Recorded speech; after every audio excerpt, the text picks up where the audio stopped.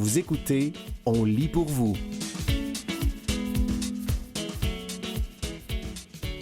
Une étude sur 25 ans alerte. Ces boissons données aux enfants augmenteraient de 52% leur risque d'hypertension. Un texte de Christelle Cherrier paru le 21 juillet 2026 dans Futura Science. Plus de 25 000 personnes suivies depuis l'enfance pendant près d'un quart de siècle. Cette vaste étude révèle comment une habitude quotidienne apparemment anodine pourrait favoriser un trouble longtemps considéré comme une affaire d'adulte. Les habitudes que votre enfant prend aujourd'hui pourraient-elles encore peser sur sa santé dans 20 ou 30 ans? L'hypertension touche déjà 1,4 milliard d'adultes âgés de 30 à 79 ans, soit près d'une personne sur 3 dans le monde, selon l'OMS. Une vaste étude publiée dans la revue Circulation met en lumière un comportement très courant pendant l'enfance qui pourrait augmenter le risque de développer ce trouble à l'âge adulte. Une habitude quotidienne passée au crible pendant 25 ans. Les chercheurs ont analysé les données de 25 749 Américains recrutés entre 9 et 16 ans, puis suivis pendant une durée pouvant atteindre 25 ans. Tous les 1 à 4 ans, les participants indiquaient notamment leur consommation de soda, limonade, boissons énergétiques, jus de fruits et fruits entiers. Au terme du suivi, leur âge médian atteignait 36 ans et 1625 participants avaient déclaré avoir reçu un diagnostic d'hypertension. Les habitudes observées depuis l'enfance semblent faire une nette différence. Les personnes consommant au moins 2 portions de boissons sucrées par jour présentaient un risque d'hypertension 52% plus élevé que celles qui en buvaient moins de 3 par semaine. Une portion correspondait ici à une canette ou à un verre de 355 millilitres. Dans le détail, chaque portion quotidienne de soda était associée à une hausse du risque de 23%. Pour les boissons énergétiques ou destinées aux sportifs, l'augmentation atteignait 36%. Les habitudes alimentaires prises tôt dans la vie peuvent avoir des conséquences durables sur la santé, souligne Vasanthi Malik, auteur principal de l'étude. Le jus de fruits n'est pas épargné. Plus surprenant, les jus de fruits ne paraissent pas aussi inoffensifs qu'on pourrait le croire. Les participants qui en consommaient au moins un verre et demi par jour affichaient un risque d'hypertension 35% supérieur à ceux qui en buvaient moins d'un par semaine. Cette question est d'autant plus importante que l'hypertension ne concerne plus uniquement les adultes. Selon une vaste analyse internationale publiée dans The Lancet Child and Adolescent Health, sa prévalence chez les enfants et les adolescents aurait presque doublé en 20 ans, passant de 3,4% en 2000 à 6,53% en 2020 chez les garçons et de 3,02% à 5,82% chez les filles. Environ 114 millions de jeunes seraient aujourd'hui concernés dans le monde. Ces résultats rejoignent ceux d'une précédente méta-analyse publiée en 2020 dans le Journal of Translational Medicine. Les enfants et adolescents qui consommaient le plus de boissons sucrées présentaient un risque d'hypertension accru de 36% par rapport aux plus faibles consommateurs. Croquer un fruit ferait toute la différence. Ce n'est donc pas la quantité totale de fructose qui semble la plus déterminante, mais l'aliment dans lequel il est consommé. Contrairement au soda et au jus, les fruits entiers n'étaient pas associés à une hausse du risque. Pour le docteur Amit Khera, expert de l'American Heart Association, ces résultats corrigent une double idée reçue. Le fructose ne serait pas systématiquement mauvais, tandis que le jus de fruits ne serait pas nécessairement bénéfique. Les boissons sucrées et les jus de fruits sont associés à un risque accru, contrairement aux fruits entiers, résume-t-il. Selon les simulations des chercheurs, remplacer chaque jour une boisson sucrée par un fruit entier était associé à un risque d'hypertension inférieur de 22%. Remplacer un jus par un fruit entier réduisait ce risque de 19%. Une différence qui pourrait notamment s'expliquer par les fibres du fruit, lesquelles ralentissent l'absorption des sucres et favorisent la satiété. Le message n'est donc pas d'interdire définitivement le jus, mais d'éviter d'en faire une boisson quotidienne à volonté. Même lorsqu'il est 100% pur jus, il devrait rester occasionnel et ne pas remplacer le fruit entier. C'était une étude sur 25 ans alerte. Ces boissons données aux enfants augmenteraient de 52% leur risque d'hypertension. Un texte de Christelle Cherrier, paru le 21 juillet 2026 dans Futura Science.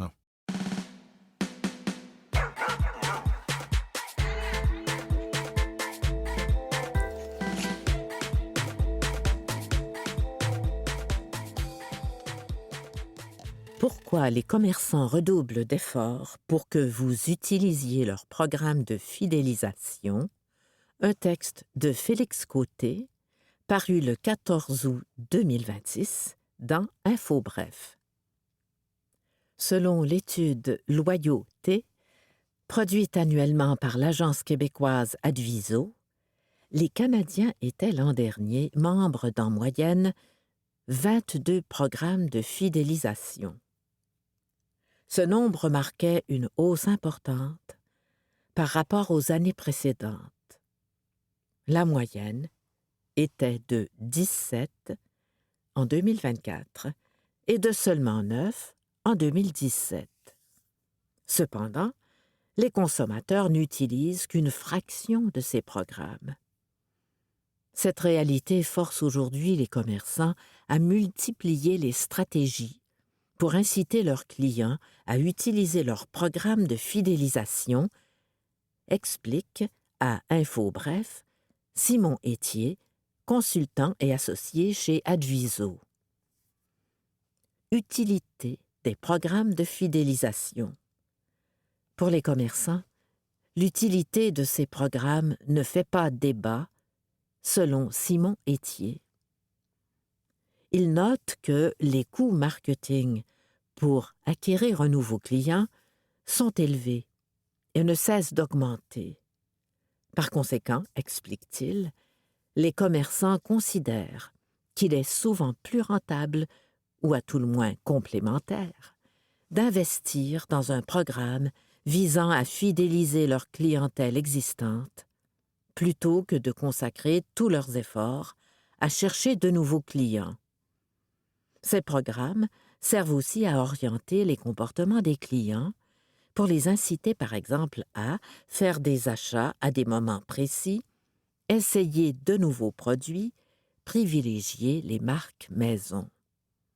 De plus en plus de programmes. Simon Étier explique que les stratégies marketing ont gagné en maturité au cours des dernières années. Les programmes de fidélisation sont optimisés et plus personnalisés qu'auparavant, dit-il, ce qui rend cette stratégie attrayante pour les commerçants.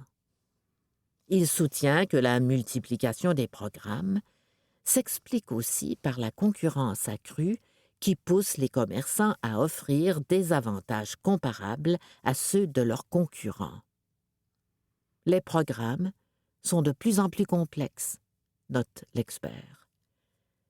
Les commerçants délaissent les modèles de fidélisation simples, comme les cartes à estampiller offrant des rabais. Les nouveaux programmes proposent des récompenses variées, comme l'accès à du contenu ou à des événements VIP. C'était « Pourquoi les commerçants redoublent d'efforts pour que vous utilisiez leur programme de fidélisation », un texte de Félix Côté, paru le 14 août 2026 dans InfoBref.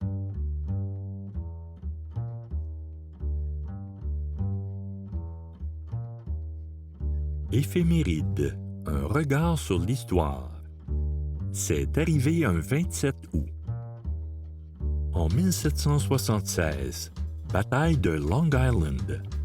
Pendant la guerre d'indépendance américaine, les troupes britanniques du général William Howe infligent une lourde défaite aux forces continentales commandées par George Washington à New York. Cette bataille, l'une des plus importantes du conflit en nombre de combattants engagés, oblige Washington à une retraite stratégique.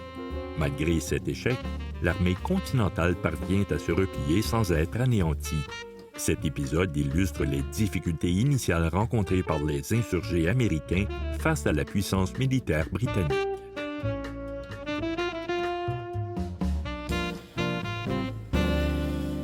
C'était Éphéméride, un regard sur l'histoire. C'est arrivé un 27 août.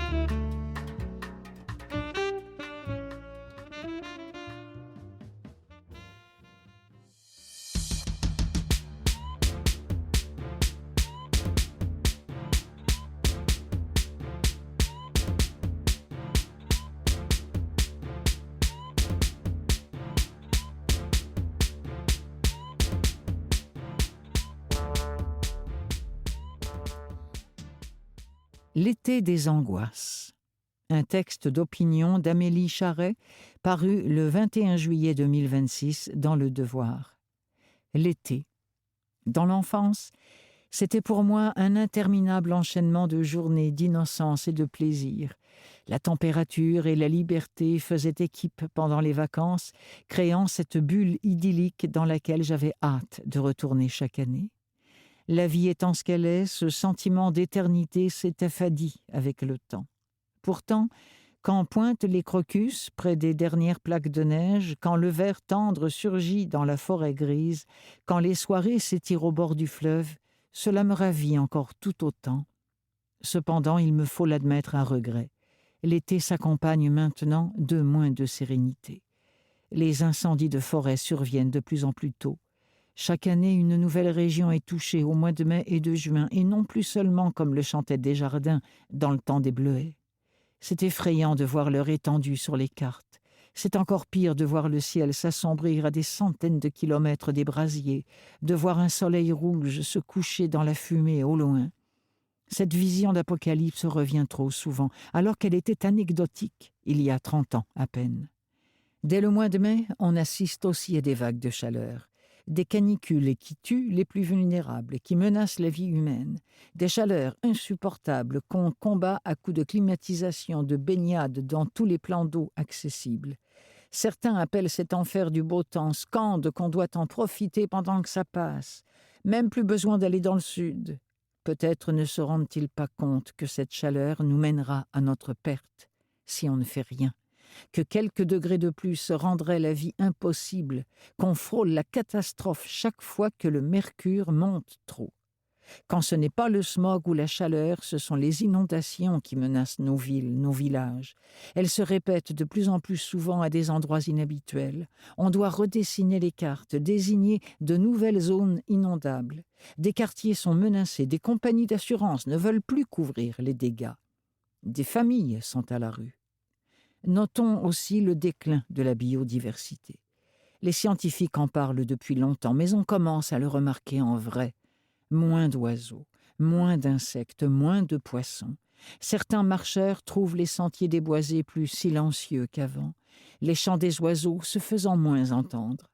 Les pêcheurs trouvent moins de poissons dans les lacs et les rivières. Il y a bien les moustiques, qui seront sans doute les derniers à disparaître, mais je ne me souviens pas la dernière fois où j'ai pu décoller tout plein d'insectes du pare-choc de ma voiture, alors que je le faisais régulièrement sur ma vieille Tercel, il y a 20 ans. Ce sont peut-être des anecdotes, mais je ne vois plus l'été avec la légèreté d'avant. Je l'appréhende davantage avec angoisse. Parfois j'ai hâte que l'automne arrive et que tout se calme. Assisterons-nous à un tournant de l'histoire, lors d'un été lourd en catastrophe où les gens se rendront enfin compte qu'on est en train de perdre la bataille, qu'on doit agir ensemble pour appliquer les solutions connues depuis des décennies et qui nous permettraient de sauver ce qui nous reste d'avenir? Quel événement catastrophique faudra-t-il pour que nous décidions de travailler ensemble pour préserver cette nature dont nous faisons tous partie? Pour ma part, j'aimerais que mes enfants aient envie d'avoir des enfants et que ceux-ci vivent à leur tour des étés idylliques, des étés éternels dans leur tête en rêve, des étés qu'ils apprécieront encore plus parce qu'ils sauront qu'il va toujours y avoir de la neige au mois de janvier. C'était L'été des angoisses, un texte d'opinion d'Amélie Charret, paru le 21 juillet 2026 dans Le Devoir.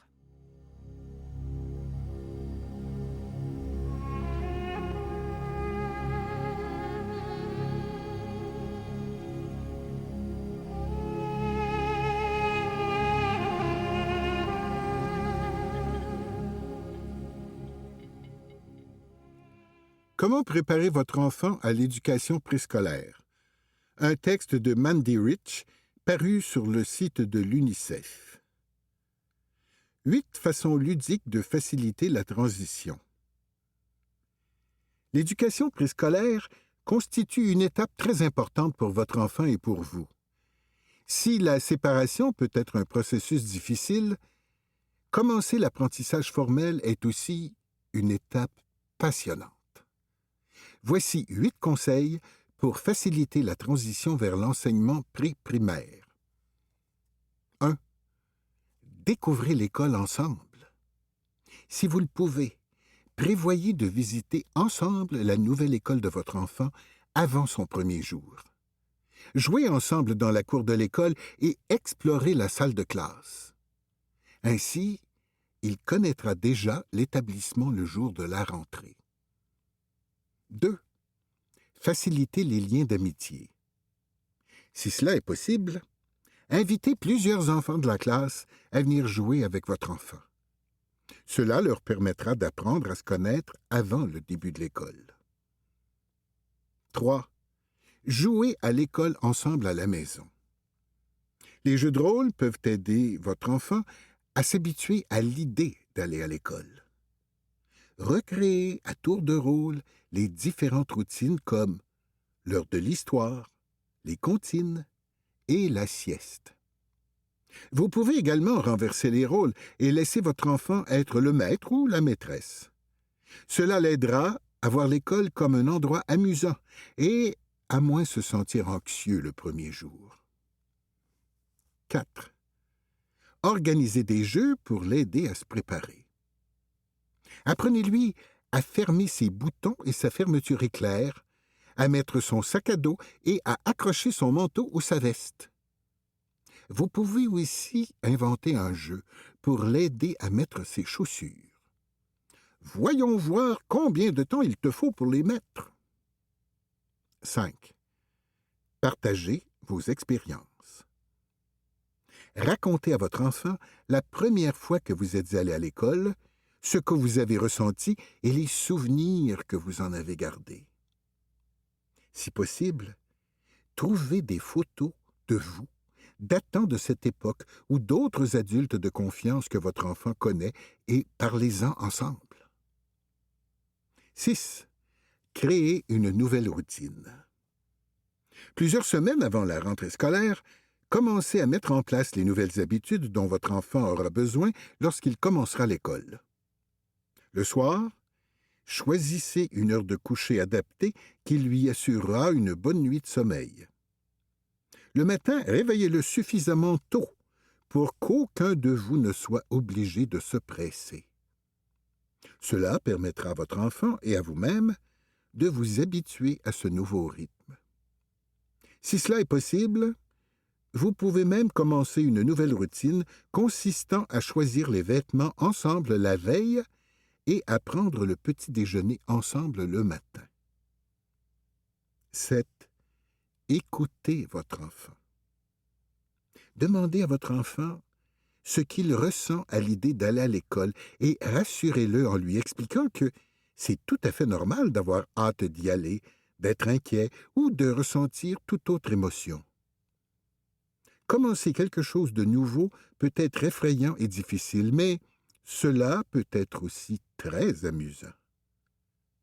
Rassurez votre enfant en lui disant que Vous serez là lorsqu'il sortira de l'école à la fin de la journée et parlez-lui de ce à quoi ressemblera cette routine. 8. Prévoyez la manière de vous dire au revoir. Dire au revoir peut s'avérer difficile pour vous et votre enfant. Au moment venu, essayez de vous dire au revoir rapidement et de façon positive. Rassurez votre enfant en lui disant que vous vous reverrez bientôt. Vous pouvez même inventer une routine spéciale qui aidera à le réconforter. Chantez une chanson ensemble ou faites une poignée de main spéciale. C'était « Comment préparer votre enfant à l'éducation préscolaire », un texte de Mandy Rich, paru sur le site de l'UNICEF.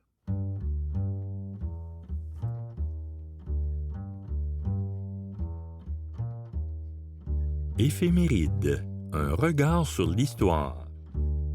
C'est arrivé un 23 août. En 1793, ouverture du Musée du Louvre. L'ancien palais royal du Louvre ouvre ses portes au public en tant que musée en pleine Révolution française. Les collections royales, désormais nationalisées, sont exposées pour la première fois aux citoyens. Ce geste symbolique illustre la volonté révolutionnaire de rendre accessible à tous ce qui appartenait auparavant à la monarchie. Le Louvre deviendra au fil des siècles l'un des musées les plus visités et les plus prestigieux au monde.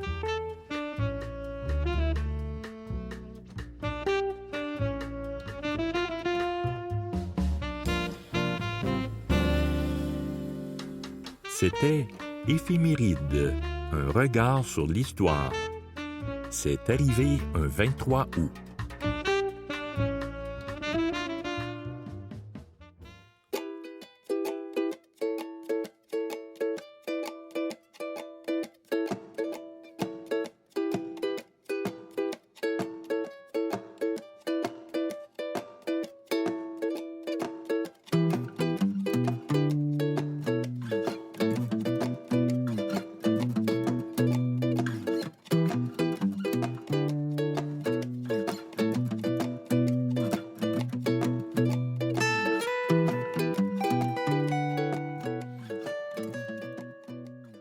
Alarmiciel, 5 choses qu'il faut savoir sur les faux virus.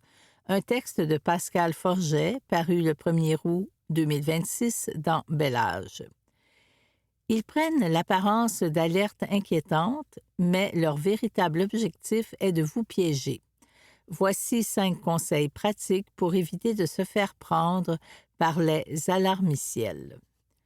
Fenêtre rouge clignotante, message alarmant. Les alarmiciels, aussi appelés scareware, peuvent, en quelques clics, mener à l'installation de logiciels malveillants ou à une fraude financière. Heureusement, quelques réflexes simples permettent souvent d'éviter le piège. 1. Résister au sentiment de panique. Il arrive qu'une navigation tout à fait normale soit interrompue par un message affirmant que l'appareil est infecté et qu'une intervention immédiate est nécessaire. C'est la stratégie classique des alarmiciels. Créer un sentiment d'urgence pour faire réagir sans réfléchir. Leur objectif est souvent de forcer l'achat ou l'installation de logiciels inutiles, trompeurs ou malveillants. Dans certains cas, cela peut entraîner une prise de contrôle de l'appareil ou des pertes financières. 2. Repérer les mises en scène trompeuses et manipulatrices. Les alarmiciels apparaissent souvent pendant la visite d'un site Web, parfois après avoir cliqué sur un lien douteux ou saisi une mauvaise adresse. Ils prennent en général la forme de fenêtres surgissantes annonçant de prétendues menaces graves ou recommandant une analyse antivirus immédiate. Pour paraître crédibles, ces avertissements trompeurs reprennent parfois les logos d'entreprises connues comme Google ou Microsoft, d'organismes officiels comme le FBI ou la GRC, ou encore de véritables logiciels de sécurité comme Norton. Certains vont jusqu'à inventer de faux outils aux noms plausibles, par exemple Windows Antivirus 2026, Animation agressive, couleurs vives, points d'exclamation et alarmes sonores servent à créer un climat de stress et à provoquer une réaction impulsive. 3. Prendre le temps de valider l'alerte. Une fenêtre inquiétante ne signifie pas automatiquement qu'un virus est présent. Bien souvent, le principal risque survient lorsque les gens suivent les instructions affichées à l'écran. Avant d'agir, mieux vaut donc prendre un moment pour vérifier la situation et éviter les décisions précipitées. 4. Éviter toute interaction. Les alarmiciels cherchent surtout à faire cliquer sur un lien, installer un programme ou contacter un faux service de soutien technique. Ces gestes peuvent mener à l'installation de logiciels malveillants ou au vol d'informations personnelles et bancaires. Le meilleur réflexe consiste à ignorer ces messages. Une entreprise légitime n'utiliserait pas des méthodes aussi intrusives pour avertir ses utilisateurs d'un problème de sécurité. 5. Protéger tous ces autres appareils. Les alarmiciels ne se limitent pas aux ordinateurs. Ils sont aussi susceptibles d'apparaître sur une tablette ou un téléphone intelligent. Comme à l'ordinateur, la prudence est de mise. Les bons gestes à adopter. Ne cliquez jamais sur les liens ou boutons d'une fenêtre suspecte. N'appelez pas les numéros affichés dans ces messages. Fermez simplement la fenêtre du navigateur, sur Mac, bouton rouge, sur Windows, X en haut à droite. Si l'appareil semble bloqué, redémarrez-le. Assurez-vous que le système d'exploitation ainsi que le navigateur sont à jour. Sachez que sur Windows, le navigateur Edge offre une protection contre plusieurs types d'arnaques en ligne, dont certains alarmiciels. Si une alerte inquiétante revient régulièrement, surtout au démarrage de l'appareil ou d'une application, demandez conseil à une personne de confiance à l'aise avec l'informatique. Restez calme. La panique est précisément ce que recherchent les individus mal intentionnés.